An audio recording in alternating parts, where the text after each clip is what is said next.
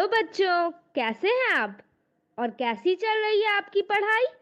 ये तो बहुत अच्छी बात है कि हम लोग प्रतिदिन सुबह 9 बजे से 10 बजे अपनी कॉपी और कलम के साथ मेरा दूरदर्शन मेरा विद्यालय कार्यक्रम देखने के लिए तैयार रहते हैं, जहां क्लास 6 से 8 की पढ़ाई होती है और साथ-साथ कुछ अन्य रोचक जानकारियां भी हमें मिलती हैं। कार्यक्रम में बताई जा रही इम्पोर्टेंट पॉइंट्स को हम नोट भी करते हैं ताकि बाद में उनका रिवीजन कर सकें। और हाँ बच्चों, एक बात और, हम लोग जो भी चीज़ें मेरा दूरदर्शन मेरा विद्यालय कार्यक्रम में सीखते हैं उसका अध्ययन अपनी किताब में ज़रूर करें। इससे उन चैप्टर्स को हम पूरी तरह समझ पाएंगे। आज हम लोग सबसे पहले जानेंगे चंपारण सत्याग्रह से जुड़ी बातों को। उसके बाद पढ़ाई करेंगे गणित की, जिसमें सबसे पहले क्लास 6 में समझेंगे दिए हुए माप का कोण बनाना के बारे में।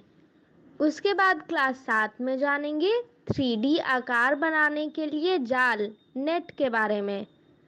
फिर क्लास 8 में हम लोग समझेंगे द्विदंड आलेख को। तो चलिए शुरू करते हैं आज की गणित की क्लास मेरा दूरदर्शन मेरा विद्यालय के साथ।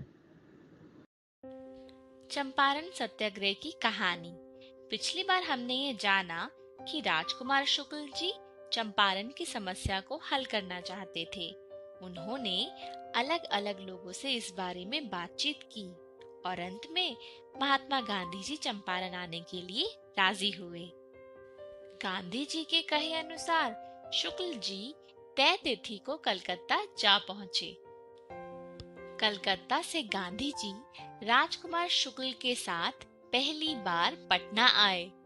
दोनों राजेंद्र प्रसाद के डेरे पर 10 अप्रैल 1917 को पहुंचे। वहां नौकरों ने कहा कि वकील साहब बाहर गए हैं। नौकरों ने उन दोनों को किसान मुवक्किल समझा, अच्छा बर्ताव भी नहीं किया।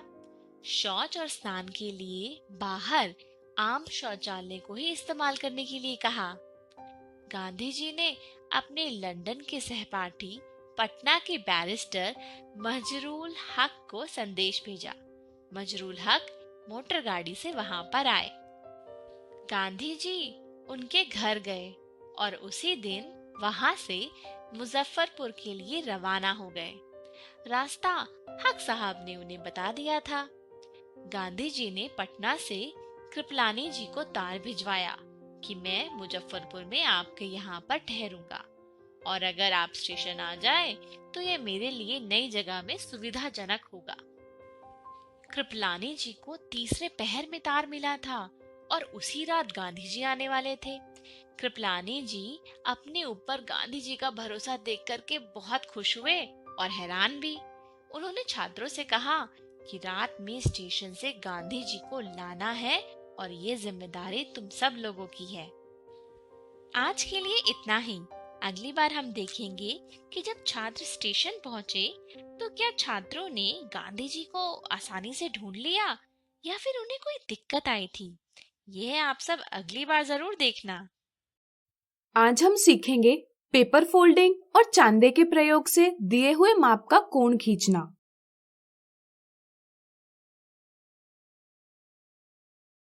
चलिए इसे एक मजेदार विधि से सीखें। हम प्रकार यानी कंपास के प्रयोग से कागज पर एक वृत्त यानी सर्कल बनाएंगे और उसे काट लेंगे। क्या आपको याद है कि वृत्त 360 डिग्री का कोण होता है। अगर हम वृत्त को आधे से मोड़ेंगे तो हमें 180 डिग्री का कोण प्राप्त होगा। अगर फिर से हम इसे आधे से मोड़ेंगे तो हमें 90 डिग्री का कोण प्राप्त होगा। जरा सोचिए, अगर हम फिर से इसे आधे से मोड़ेंगे तो हमें कोण का क्या माप प्राप्त होगा? सोचिए सोचिए। बिल्कुल सही, हमें कोण का माप प्राप्त होगा 45 डिग्री। अगर हम वृत्त को खोलेंगे तो हमें 45 डिग्री के खंडों यानी पार्ट्स में बटा वृत्त दिखाई देगा। क्या आप बता सकते हैं 3 खंडों से हमें कौन से माप का कोण मिलेगा? सोचिए सोचिए। बिल्कुल सही, हमें 135 डिग्री माप वाला कोण प्राप्त होगा। इसी प्रकार पता कीजिए हम कौन कौन से माप का कोण इस विधि से बना सकते हैं।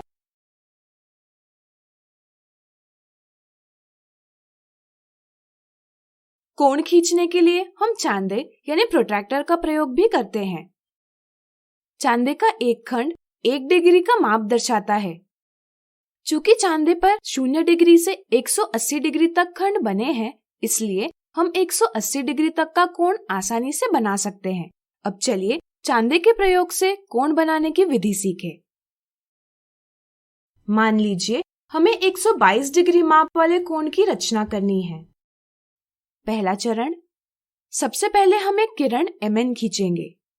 दूसरा चरण, चांदे का केंद्र M पर रखकर हम चांदे को इस प्रकार समायोजित करेंगे कि उसका शून्य किनारा किरण Mn के अनुदिश रहे। तीसरा चरण, आप देख सकते हैं कि चांदे पर 2 स्केल हैं। क्या आप बता सकते हैं हमें कौन सी स्केल देखनी होगी? सोचिए सोचिए। बिल्कुल सही, हम वह स्केल देखेंगे जिस पर 0 डिग्री बिंदु N के पास हो, यानी कि यहाँ हम अंदरूनी स्केल देखेंगे। इस तरह से हम किरण Mn को 0 डिग्री मानेंगे। इस स्केल पर आगे बढ़ते हुए हम देखेंगे कि 122 डिग्री का खंड कौन से स्थान पर आता है। इस स्थान के सम्मुख हम बिंदु L अंकित करेंगे। चौथा चरण, अब हम बिंदु M से शुरू होती हुई और बिंदु L से जाती हुई किरण खींचेंगे। इस प्रकार यहाँ हमने 122 डिग्री माप वाले कोण LMN की रचना कर ली है। अब आप वीडियो रोककर 97 डिग्री माप वाले कोण की रचना कीजिए। आप इसे जरूर कर पाएंगे। आज हमने सीखा पेपर फोल्डिंग और चांदे के प्रयोग से दिए हुए माप का कोण बनाना। अगले वीडियो में हम देखेंगे प्रकार के प्रयोग से विशेष माप के कोण बनाना। आज हम सीखेंगे प्रकार के प्रयोग से विशेष माप के कोण बनाना।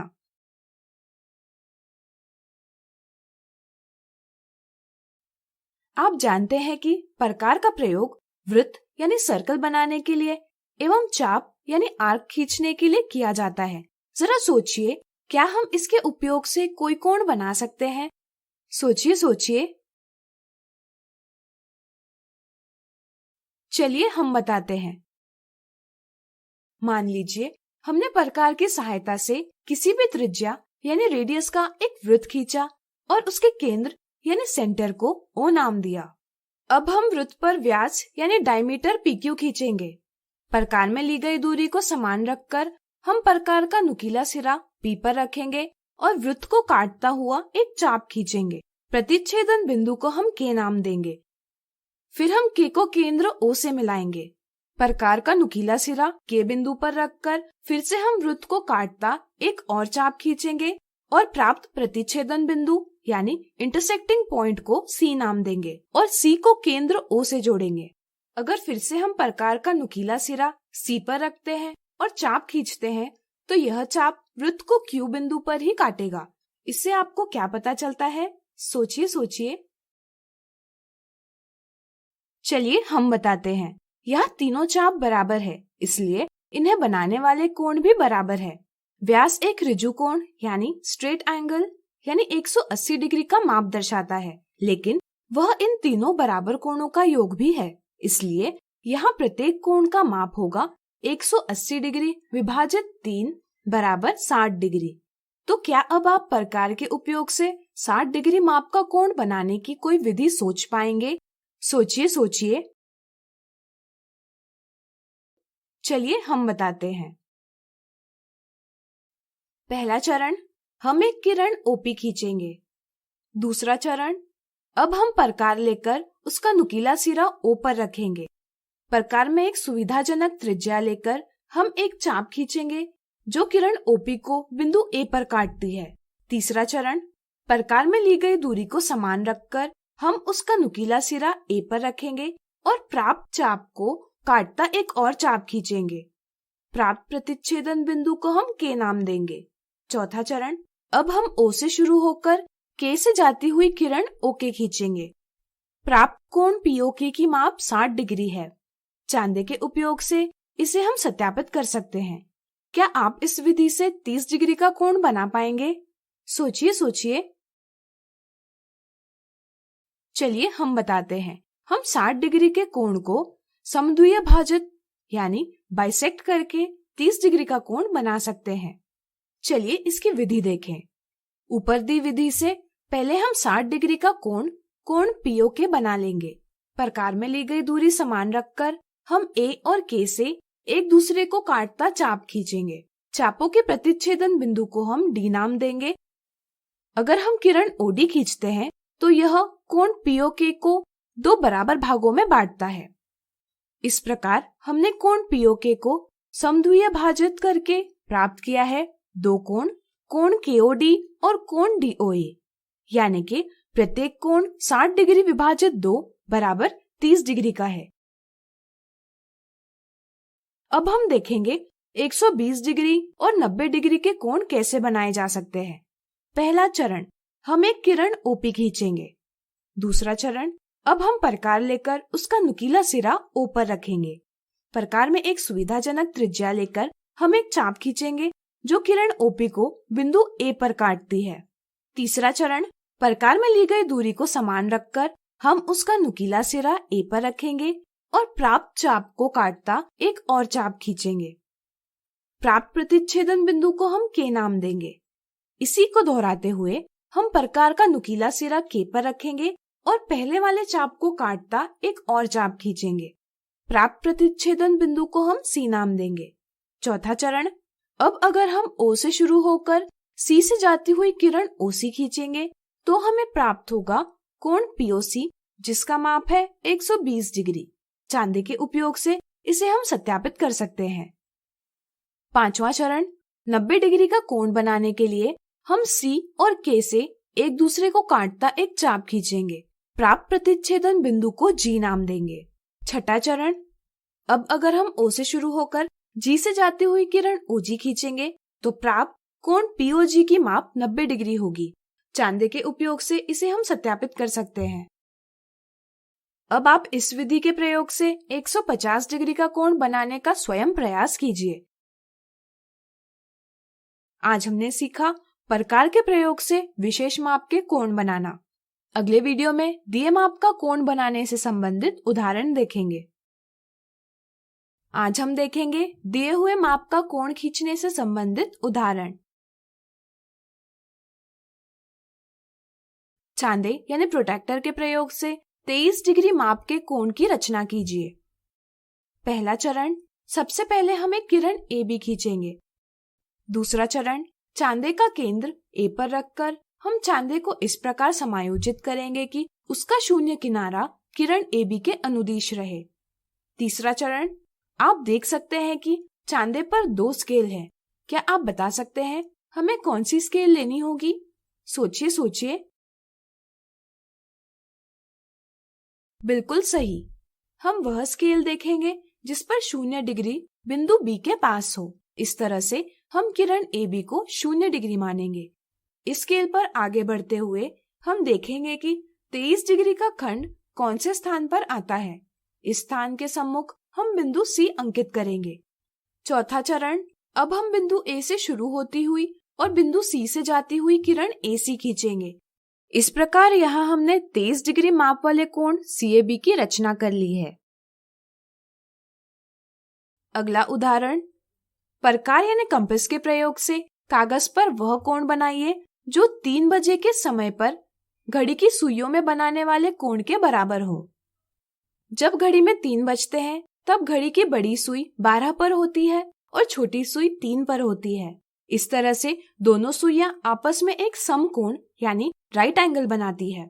समकोण यानी 90 डिग्री का कोण, यानी कि हमें प्रकार के प्रयोग से एक 90 डिग्री माप वाले कोण की रचना करनी है। तो चलिए देखते हैं इसे हम कैसे बना सकते हैं। पहला चरण, हम एक किरण MN खींचेंगे। दूसरा चरण, अब हम प्रकार लेकर उसका नुकीला सिरा M पर रखेंगे। प्रकार में एक सुविधाजनक त्रिज्या लेकर हम एक चाप खींचेंगे जो किरण MN को बिंदु Q पर काटती है। तीसरा चरण, प्रकार में ली गई दूरी को समान रखकर हम उसका नुकीला सिरा Q पर रखेंगे और प्राप्त चाप को बिंदु P पर काटता एक और चाप खींचेंगे। इसी को दोहराते हुए हम प्रकार का नुकीला सिरा P पर रखेंगे और पहले वाले चाप को बिंदु B पर काटता एक और चाप खींचेंगे। चौथा चरण, प्रकार में समान दूरी रखकर अब हम B और P से एक दूसरे को काटते चाप खींचेंगे। प्राप्त प्रतिच्छेदन बिंदु को G नाम देंगे। पांचवा चरण, अब हम M से शुरू होती हुई और G से जाती हुई किरण MG खींचेंगे। इस प्रकार हमें कोण NMG प्राप्त होगा, जिसका माप 90 डिग्री है। तो आज हमने देखे दिए हुए माप का कोण बनाने से संबंधित उदाहरण। अगले वीडियो में हम इनसे जुड़ी कुछ गलतियां देखेंगे। आज हम देखेंगे दिए हुए माप का कोण बनाने से संबंधित कुछ गलतियां। गलती 1, चांदे का ठीक प्रकार से प्रयोग न करना। कुछ बच्चे चांदे का ठीक इस्तेमाल करना नहीं समझ पाते। दिए हुए माप का कोण बनाते समय वे किरण बनाते हैं, फिर वे उस पर चांदा रखते हैं, लेकिन वे इस बात का ध्यान नहीं रखते कि चांदे का केंद्र कोण के शीर्ष पर हो और चांदे का शून्य किनारा इस प्रकार किरण के अनुदिश रहे। इस कारण गलत माप वाला कोण बन जाता है। ध्यान रहे, चांदे का केंद्र कोण के शीर्ष पर होना चाहिए तथा कोण का शून्य किनारा इस प्रकार किरण के अनुदिश होना चाहिए। केवल तभी हमें सही कोण प्राप्त होता है। चांदे पर अक्सर दोनों दिशाओं में स्केल बनाई जाती है। कुछ बच्चे चांदे पर अंकित 2 अलग अलग स्केल देखकर उलझन में पड़ जाते हैं कि इनमें से कौन सी स्केल का प्रयोग करें। इस उलझन के कारण कुछ बच्चे गलत स्केल का प्रयोग करते हैं। इससे उन्हें गलत कोण प्राप्त होता है। चलिए इस उलझन से बचने का एक आसान तरीका समझें। जैसा कि आप जानते हैं, एक समकोण यानी राइट एंगल की माप 90 डिग्री होती है। इस तरह से समकोण L की तरह दिखाई देता है। अगर आपको दिए गए कोण की माप इस कोण से अधिक हो तो हम चांदे के उस स्केल का चयन करेंगे जो 90 डिग्री से बड़ा कोण दर्शाती है।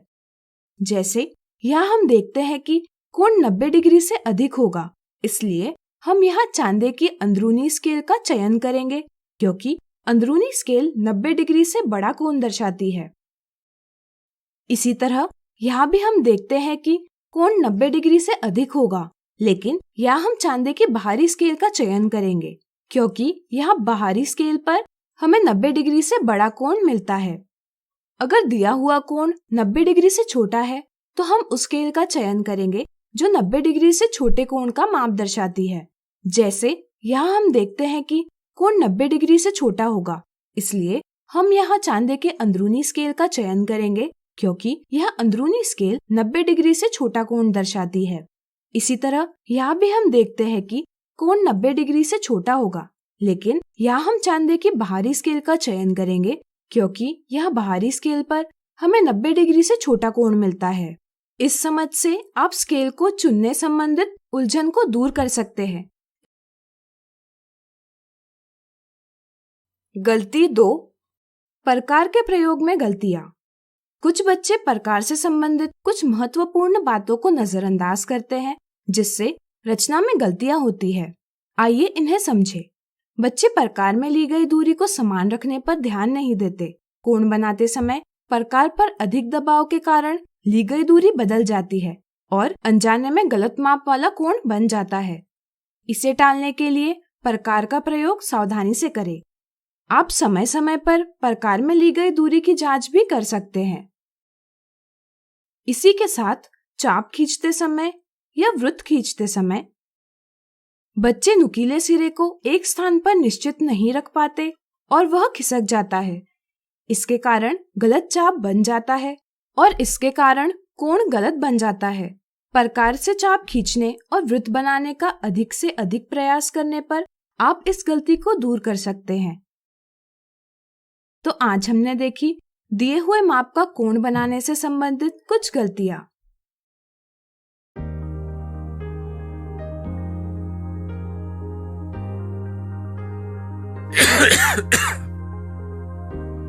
क्या हुआ अली भैया? अरे दीदी, आजकल वो बीमारी फैली हुई है ना, कोरोना, जो खांसने से फैलती है। टीवी पर भी दिखा रहे हैं उसके बारे में। बिल्कुल सही कहा आप लोगों ने। लेकिन हर खांसने वाला व्यक्ति कोरोना से ग्रसित नहीं होता। साथ ही ध्यान देने वाली बात ये भी है कि खांसते या छींकते समय मुंह को ढक लें। ठीक है ना रवि भैया? अच्छा दीदी, अब मैं हमेशा खांसते या छींकते समय मुंह को जरूर ढक लूंगा। पर दीदी, खांसना या छींकना तो सामान्य जुकाम में भी होता है, कोरोना इससे अलग कैसे है? कोरोना में सूखी खांसी, बुखार और सांस लेने में परेशानी जैसे लक्षण होते हैं और संक्रमित व्यक्ति के संपर्क में आने से ये बीमारी फैलती है। अगर किसी को ये लक्षण दिखें तो तुरंत राज्य हेल्पलाइन या स्वास्थ्य और परिवार कल्याण मंत्रालय की हेल्पलाइन पर संपर्क करें। साथ ही लक्षणों वाले व्यक्ति, उनकी देखभाल कर रहे लोग और स्वास्थ्य कर्मी को मास्क लगाना अनिवार्य है, जिससे अन्य व्यक्तियों को संभावित संक्रमण से बचाया जा सके। क्या ये बीमारी सभी को हो सकती है? हाँ, ये बीमारी सभी उम्र के लोगों को हो सकती है, परंतु खासकर ऐसे लोग जो बाहरी देश या शहर की यात्रा से लौटे हैं, उनमें ये रोग होने की संभावना ज्यादा है। जिन व्यक्ति की आयु 60 वर्ष से अधिक हो या जो मधुमेह, उच्च रक्तचाप और सांस लेने में तकलीफ जैसे रोग से ग्रसित हों, उनमें इस बीमारी से जोखिम होने का खतरा ज्यादा होता है। कोरोना की जांच और इलाज कहाँ किया जा सकता है? कोरोना की जांच और इलाज सरकार द्वारा प्रमाणित संस्थानों पर की जाती है, जिसकी सूची नजदीकी स्वास्थ्य केंद्र के चिकित्सा अधिकारी के पास मौजूद है। संक्रमित लोगों को अस्पताल में दूसरे मरीजों से अलग रखा जाता है। संक्रमित व्यक्ति के संपर्क में आए हुए लोगों को चिकित्सा अधिकारी की सलाह अनुसार घर पर 14 दिन तक अलग रखा जाता है। इस दौरान घर के अन्य सदस्य और आसपास के लोगों को बिना घबराए और सावधानी बरतते हुए संक्रमित व्यक्तियों का हौसला बनाए रखना चाहिए। साथ ही चिकित्सा अधिकारी की सूचनाओं का पालन करना चाहिए। इस बीमारी से बचाव का क्या तरीका है? इस बीमारी से बचाव के लिए कुछ खास बातों का ध्यान रखना जरूरी है, जैसे जितना हो सके घर पर रहें। सार्वजनिक स्थल जैसे मेला और भीड़ वाले धार्मिक स्थल में जाने से बचें। लोगों के निकट संपर्क से बचें और कम से कम 1 मीटर की दूरी बनाए रखें। बाहर से लौटने पर खांसने, छींकने, किसी जगह को छूने, खाना खाने से पहले और शौच के बाद नियमित रूप से साबुन और पानी से हाथों को धोएं। स्वास्थ्य कर्मियों द्वारा बताए गए सही तरीके से हाथ धोने से संक्रमण से बचाव होगा। हाथों को 40 सेकंड तक धोना चाहिए। खांसने और छींकने पर मुंह और नाक को रुमाल से ढकें। अच्छा होगा कि आप अपनी मुड़ी हुई कोहनी में खांसें या छींकें, अपने हाथों में नहीं। सार्वजनिक स्थानों पर न थूकें या चिल्लाएं नहीं और बार बार अपनी आँख, नाक और मुंह को न छुएं। सावधान और सतर्क रहें, कोरोना से बचें।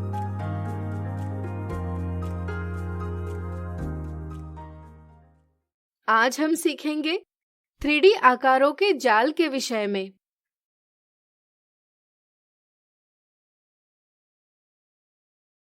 चलिए इसे एक गतिविधि से समझें। एक गत्ता लीजिए, इस पर समान माप के वर्ग खींचिए। वर्ग की भुजा आप गत्ते के आकार अनुसार ले सकते हैं। अब इस आकृति को काटकर गत्ते से अलग कर लीजिए। अब प्रत्येक वर्ग को मोड़कर इस प्रकार त्रिविमीय आकार यानी 3 डायमेंशनल शेप बना लीजिए। इससे आपको एक घन यानी क्यूब प्राप्त होगा। इस प्रकार यहाँ हमने एक ढांचे की सहायता से 3D आकार प्राप्त किया है।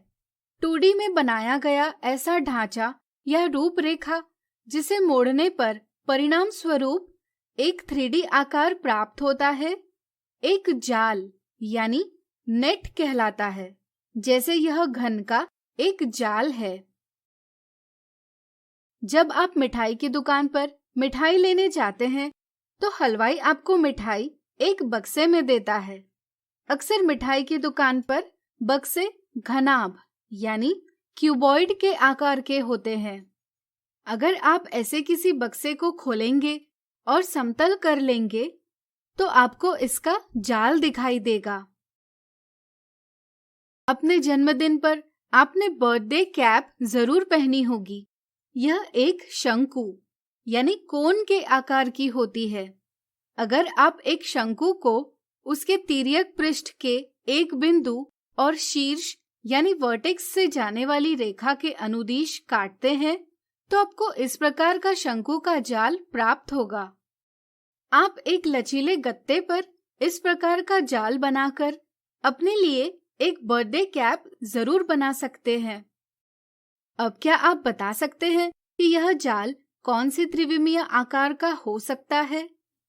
सोचिए सोचिए।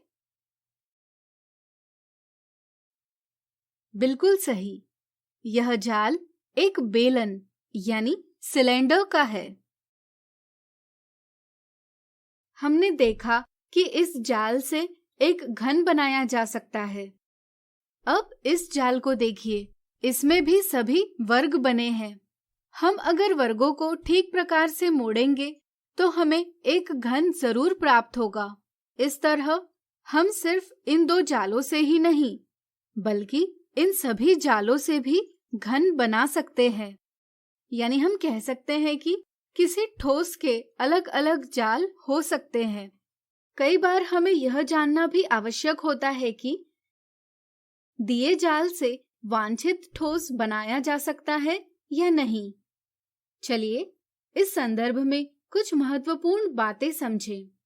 दिए जाल से वांछित ठोस बन सकता है या नहीं, यह ज्ञात करते समय हमें यह ध्यान रखना चाहिए कि वांछित ठोस और दर्शाए गए जाल में फलकों यानी फेसेस की संख्या समान हो। इसी के साथ यह भी महत्वपूर्ण है कि फलकों का आकार और जाल में दर्शाए संगत फलकों के बीच सुमेलन यानी करस्पॉन्डेंस हो। फिर हम जाल को देखकर यह सोचते हैं कि जाल को किस प्रकार मोड़ने पर हमें वांछित ठोस प्राप्त होगा। उदाहरण के तौर पर इस जाल को देखिए। क्या हम इस जाल से एक पिरामिड बना सकते हैं? विचार करें।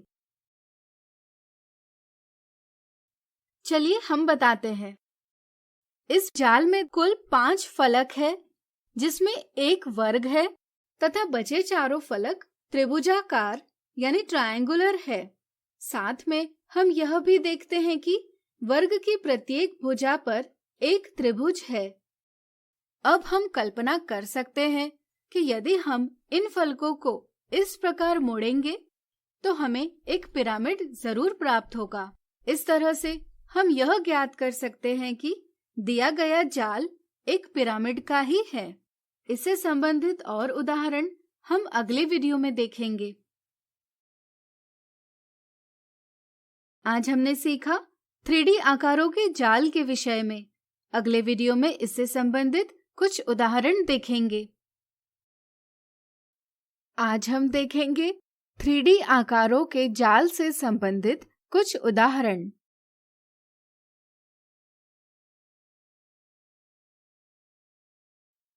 नीचे दर्शाए गए ठोस का प्रत्येक किनारा 3 सेंटीमीटर का है। ठोस का जाल यानी नेट खींचे।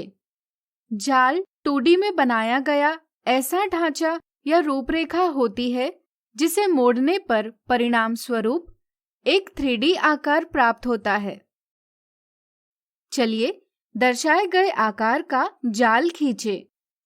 दर्शाया गया ठोस यानी सॉलिड एक त्रिभुजाकार पिरामिड है। इसमें कुल 4 फलक यानी फेसेस है। सभी त्रिभुजाकार है। यहाँ त्रिभुजाकार आधार के तीनों किनारों पर एक एक त्रिभुज है।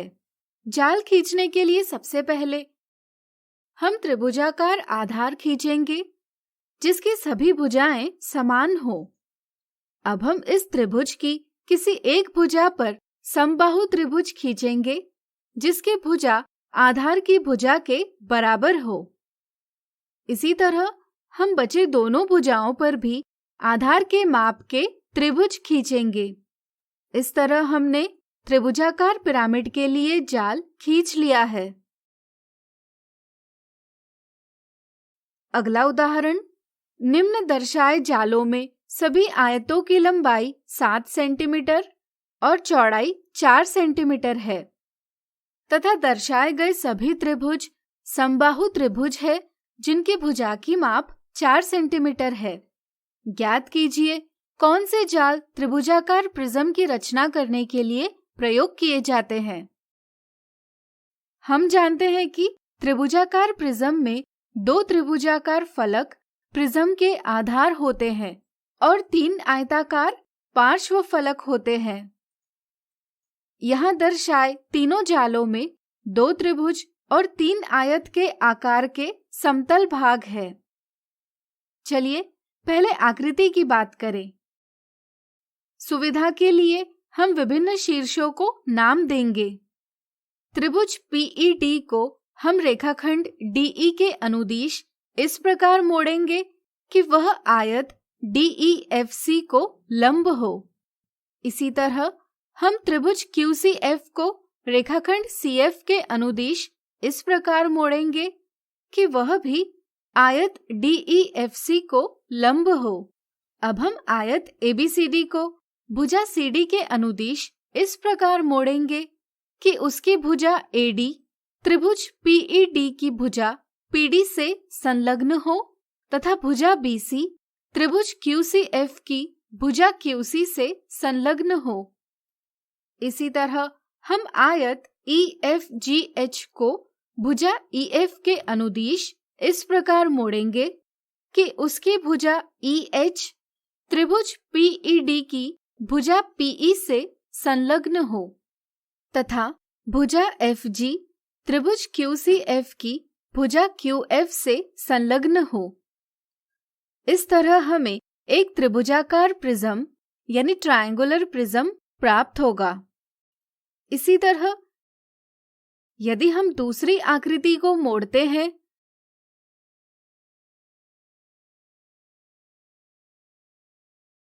तो इस स्थिति में भी हमें एक त्रिभुजाकार प्रिज्म प्राप्त होगा। अब आप एक गत्ते पर तीसरी आकृति बनाइए। इसे काटकर गत्ते से अलग कर लीजिए और मोड़कर एक त्रिभुजाकार प्रिज्म बनाने का प्रयास कीजिए। आप जान पाएंगे कि इस स्थिति में आपको त्रिभुजाकार प्रिज्म प्राप्त नहीं होगा। इसलिए हम कह सकते हैं कि सिर्फ पहली और दूसरी आकृति में दर्शाए जाल ही त्रिभुजाकार प्रिज्म बनाने के लिए प्रयोग किए जाते हैं।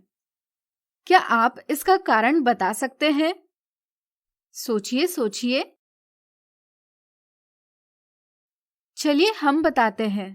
त्रिभुजाकार प्रिज्म में दोनों त्रिभुज सम्मुख होते हैं, जबकि तीसरी आकृति में दर्शाए गए जाल में दोनों त्रिभुजों को संलग्न रखा गया है। इसी तरह त्रिभुजाकार प्रिज्म के दोनों त्रिभुजों में कोई भी शीर्ष उभयनिष्ठ यानी कॉमन नहीं होता, जबकि दर्शाई गई आकृति के त्रिभुजों में एक शीर्ष उभयनिष्ठ है। इसलिए किसी भी प्रकार से तीसरे जाल से एक त्रिभुजाकार प्रिज्म नहीं बनाया जा सकता। अगला उदाहरण, दर्शाए गए जाल कौन से ठोसों को निरूपित करते हैं? चलिए पहली आकृति की बात करें। यदि हम इसके एक सीधी भुजा को घुमाते हुए दूसरी सीधी भुजा पर लाते हैं तो वक्राकार भाग वृत्त का रूप ले लेता है।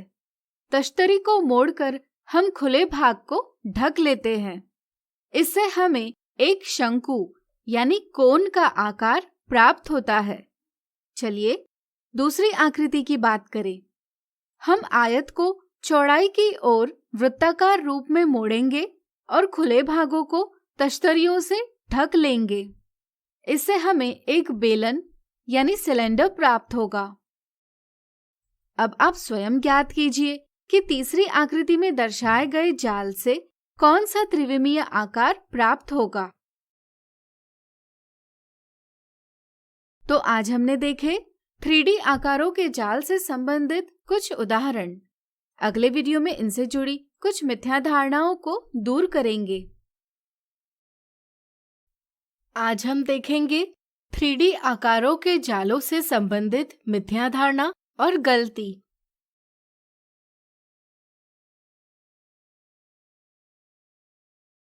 मिथ्या धारणा। नीचे दर्शाए जालों यानी नेट्स में से किस जाल से घन यानी क्यूब की रचना हो सकती है? ज्यामितीय जाल एक द्विविमीय आकार है जिसे मोड़ने पर एक त्रिविमीय आकार प्राप्त होता है।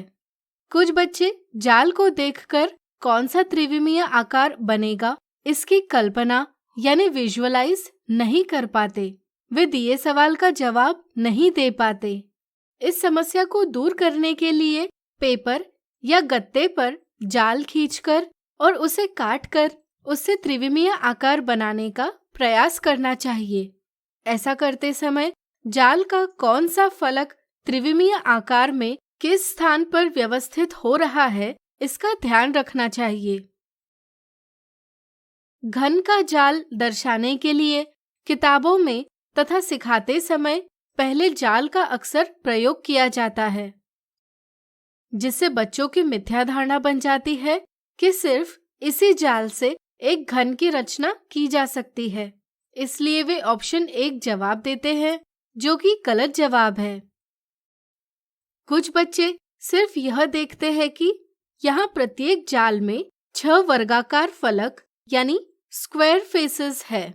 चूंकि घन के भी 6 फलक होते हैं, इसलिए वे सोचते हैं कि दर्शाए गए तीनों जालों से घन की रचना की जा सकती है।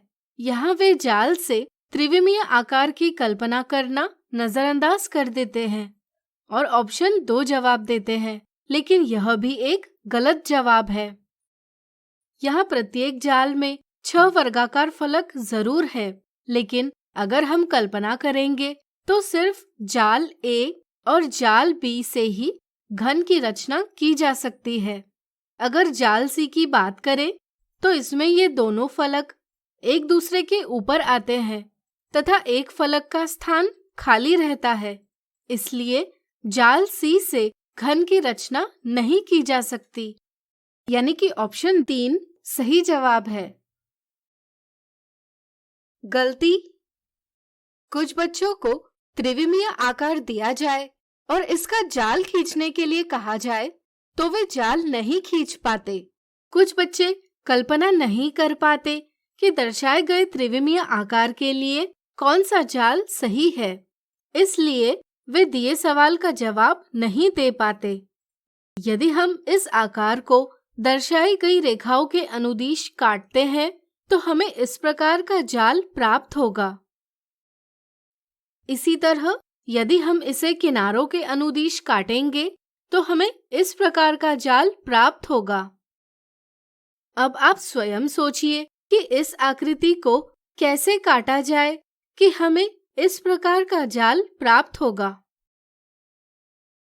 दर्शाई गई आकृति एक घनाभ यानी क्यूबॉइड है। इसका जाल खींचने के लिए हम किसी एक आयत को आधार मान सकते हैं। फिर इसके चारों किनारों पर आने वाले फलकों की पहचान कर इन्हें जाल में आधार के चारों किनारों पर खींच सकते हैं। फिर आधार के सम्मुख फलक को उचित स्थान पर रखकर जाल पूरा किया जा सकता है। यह आवश्यक नहीं कि किसी ठोस का एक ही जाल हो, बल्कि जाल अलग अलग भी हो सकते हैं। जैसे एक घनाभ के इस प्रकार अलग अलग जाल हो सकते हैं। वीडियो रोककर कल्पना कीजिए कि इनसे एक घनाभ कैसे बनेगा।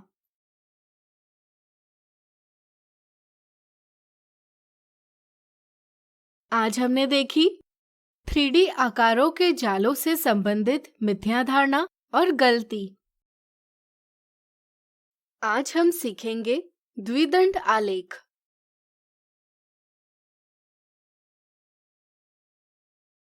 चलिए आज एक दिलचस्प उदाहरण की सहायता से द्विदंड आलेख की समझ बनाएं। किसी स्कूल में विभिन्न वर्षों में कक्षा 8वीं में प्रवेश लेने वाले लड़कों और लड़कियों की संख्या इस सारणी में प्रस्तुत की गई है। क्या हम इन आंकड़ों को दंड आलेख यानी बार ग्राफ के रूप में निरूपित कर सकते हैं? सोचिए सोचिए। चलिए हम बताते हैं।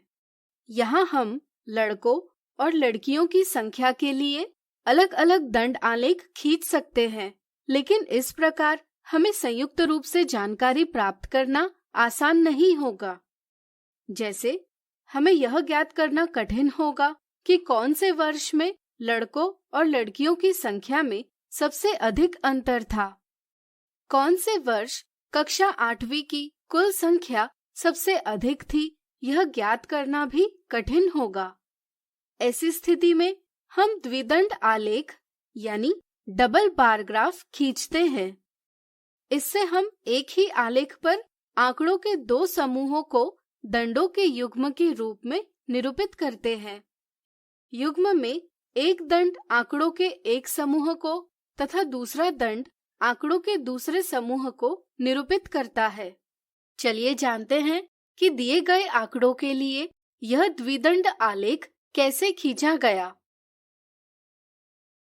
कागज पर हम दो परस्पर लंब रेखाएं खींचेंगे। एक्स अक्ष पर वर्ष तथा वाई अक्ष पर कक्षा 8वीं में छात्रों की संख्या लेंगे। हमारी सुविधा के लिए हम एक सुविधाजनक पैमाना चुनेंगे। जैसे यहाँ हम 1 इकाई बराबर 20 छात्र ले सकते हैं। पैमाने के अनुसार हम वाई अक्ष पर संख्याएं दर्शाएंगे। लड़कों की संख्या दर्शाने के लिए हम इस रंग का तथा लड़कियों की संख्या दर्शाने के लिए हम इस रंग का दंड लेंगे। अब हम आंकड़ों को दंडों के युग्म के रूप में निरूपित करेंगे। 2007 में कक्षा 8वीं में 60 लड़के और 80 लड़कियां थी। यह दर्शाने के लिए हम लड़कों की संख्या निरूपित करने वाला दंड संख्या 60 तक खींचेंगे और उसी के साथ लड़कियों की संख्या निरूपित करने वाला दंड संख्या 80 तक खींचेंगे। इसी तरह हम सभी वर्षों के आंकड़ों को द्विदंड आलेख के रूप में निरूपित करेंगे। ध्यान रहे, हम दंडों की चौड़ाई समान रखेंगे तथा दंडों के युग्मों के बीच दूरी भी समान रखेंगे। इस प्रकार हमें एक द्विदंड आलेख प्राप्त होगा। अब अगर हमें ज्ञात करना होगा कि कौन से वर्ष लड़कों और लड़कियों की संख्या में सबसे अधिक अंतर था, तो दंडों की लंबाइयों को देखकर आसानी से बता सकते हैं कि 2007 में लड़कों और लड़कियों की संख्या में अंतर सबसे अधिक था। इसी तरह हम अलग अलग सूचनाएं भी प्राप्त कर सकते हैं। इस प्रकार एक द्विदंड आलेख में दो अलग अलग प्रकार के एक दूसरे से संबंधित आंकड़ों को दंडों के युग्म के रूप में दर्शाया जाता है, ताकि आंकड़ों के दो समूहों की तुलना की जा सके। दोनों आंकड़ों के लिए एक ही पैमाने यानी स्केल का प्रयोग किया जाता है। दंड आलेख की तरह द्विदंड आलेख भी क्षैतिज या ऊर्ध्वाधर रूप से खींचा जा सकता है। इसके बारे में हम अगले वीडियो में और अच्छे से समझेंगे। तो आज हमने सीखा द्विदंड आलेख क्या है तथा इसे कैसे खींचा जाता है। अगले वीडियो में इससे जुड़े कुछ दिलचस्प उदाहरण देखेंगे। आज हम देखेंगे द्विदंड आलेख से जुड़े कुछ दिलचस्प उदाहरण।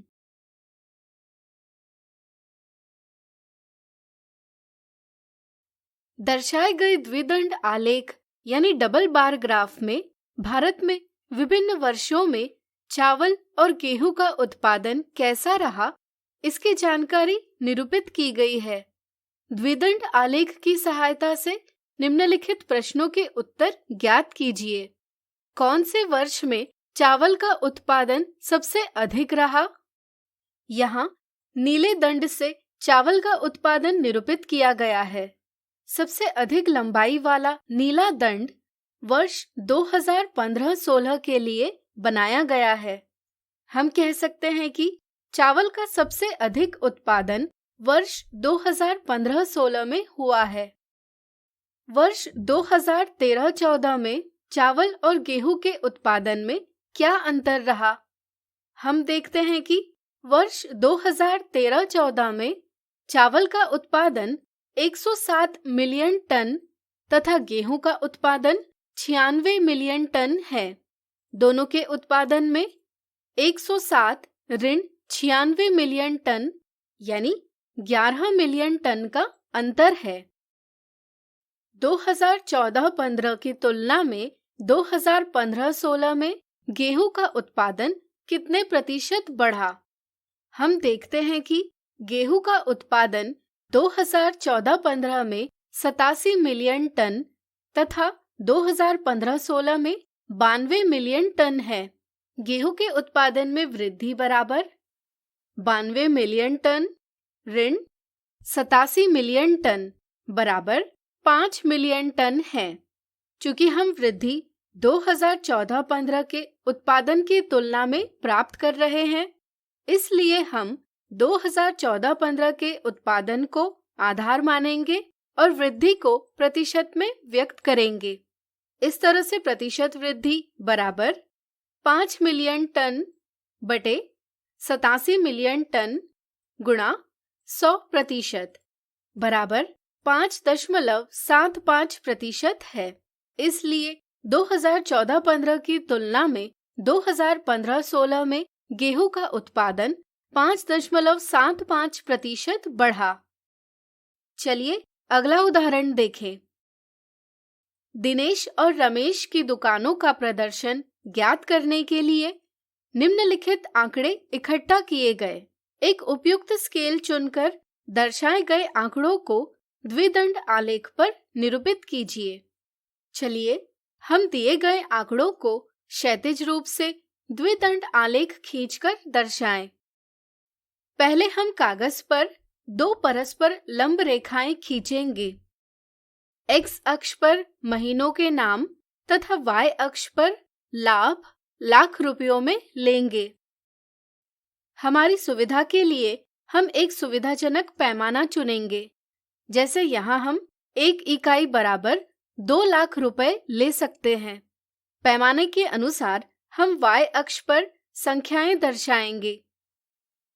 दिनेश की दुकान का लाभ दर्शाने के लिए हम इस प्रकार का और रमेश की दुकान का लाभ दर्शाने के लिए इस प्रकार का दंड लेंगे। अब हम आंकड़ों को दंडों के युग्म के रूप में निरूपित करेंगे। जनवरी महीने में दिनेश की दुकान का लाभ 5 लाख रुपए है, इसलिए हम वाई अक्ष की संख्या 5 तक दंड खींचेंगे। इसी महीने रमेश की दुकान का लाभ 8 लाख रुपए है, जिसे हम वाई अक्ष की संख्या 8 तक दंड खींचकर दर्शाएंगे। इसी तरह हम सभी महीनों के आंकड़ों को निरूपित करेंगे। ध्यान रहे, यहाँ दंडों की चौड़ाई समान रखी गई है तथा दंडों के युग्मों के बीच दूरी भी समान रखी गई है। इस तरह हमने एक द्विदंड आलेख खींच लिया है। अब आप स्वयं अपनी पिछली 2 परीक्षाओं में विभिन्न विषयों में प्राप्त अंकों के लिए एक द्विदंड आलेख खींच सकते हैं। दोनों परीक्षाओं के अंकों को देखकर ज्ञात कीजिए गणित में कौन सी परीक्षा में अधिक अंक प्राप्त हुए हैं। इस आधार पर आप अपने गणित के प्रदर्शन के बारे में क्या कहेंगे? क्या आप बता पाएंगे कि आपको कौन से विषय की पढ़ाई पर अधिक ध्यान देना आवश्यक है? आज हमने देखे द्विदंड आलेख से जुड़े कुछ दिलचस्प उदाहरण। अगले वीडियो में हम द्विदंड आलेख से जुड़ी कुछ गलतियां देखेंगे। आज हम देखेंगे द्विदंड आलेख से जुड़ी कुछ गलतियां।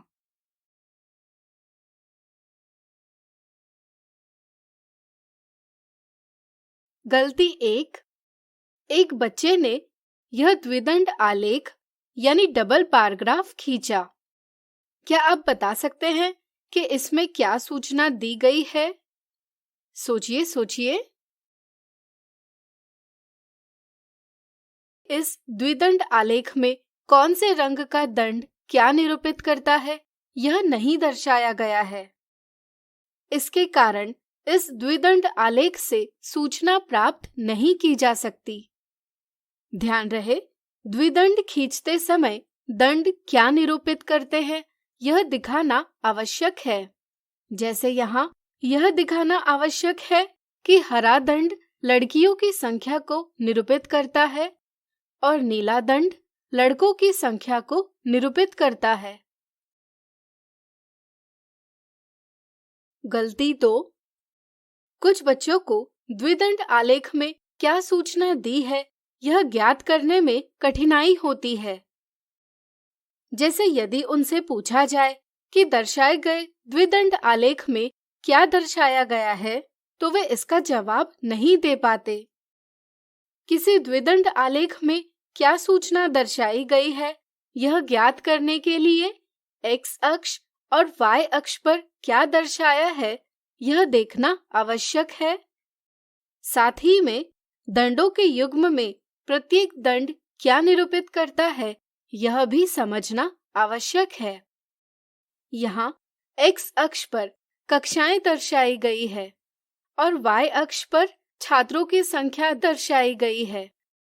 यहाँ हरा दंड लड़कियों की संख्या और नीला दंड लड़कों की संख्या दर्शाता है। इस समझ के साथ हम कह सकते हैं कि दर्शाए गए द्विदंड आलेख में 6 से 10 तक की कक्षाओं में पढ़ने वाले लड़कों और लड़कियों की संख्या को दर्शाया गया है। तो आज हमने द्विदंड आलेख से जुड़ी कुछ महत्वपूर्ण बातें जानी। उम्मीद है अब आपको द्विदंड आलेख खींचना और इससे सूचना प्राप्त करना अच्छे से आ गया होगा। आज हमने देखी द्विदंड आलेख से जुड़ी कुछ गलतियां। तो आशा करती हूँ बच्चों आज के एपिसोड में आपने जरूर कुछ नया सीखा होगा। आप अपने विचार हमें स्क्रीन पर दिए गए व्हाट्सएप नंबर 9431043527 या ईमेल आईडी bepcddprogram@gmail.com पर भेज सकते हैं। और हाँ, आप मेरा दूरदर्शन मेरा विद्यालय कार्यक्रम को कभी भी बिहार शिक्षा परियोजना परिषद के YouTube चैनल पर देख सकते हैं। इसके लिए सर्च करें BEPC मेरा दूरदर्शन मेरा विद्यालय और कार्यक्रम को देखें, इम्पोर्टेंट पॉइंट्स को नोट करें और क्वेश्चंस हल करें। इसके अलावा इसके सारे एपिसोड बिहार शिक्षा परियोजना परिषद की वेबसाइट पर डिजिटल लर्निंग सेक्शन में भी उपलब्ध है। विजिट करें www.bepcssa.in।